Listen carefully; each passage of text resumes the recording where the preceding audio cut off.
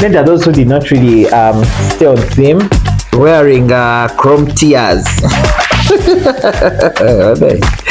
Doja Cat. I thought we had the wet t-shirt contest. Anyway, she was wearing chrome tears. Chrome tears. She was helped by Pat McGrath and V Elements to put this thing together. But t-shirt nabyo, we do not understand it for Doja Cat. This was funny. Here she was representing cotton, the most used flower in the world, but cotton is a shrub. So